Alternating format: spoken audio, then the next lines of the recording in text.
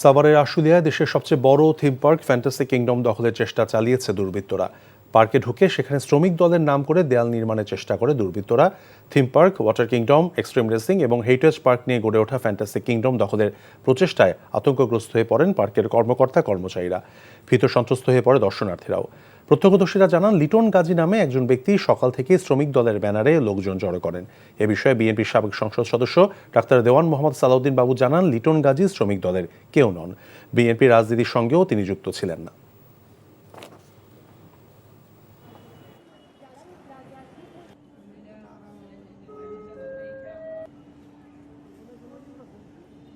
Fantasy কিংডমে একজন লিটন গাজী নামে একজন লোক, সে একটা বাউন্ডারি করতেছে, এটা নাকি তার কাগজপত্র আছে। আরে কাগজপত্র থাকলে আলাপ আলোচনা করো, কোর্টে যাও।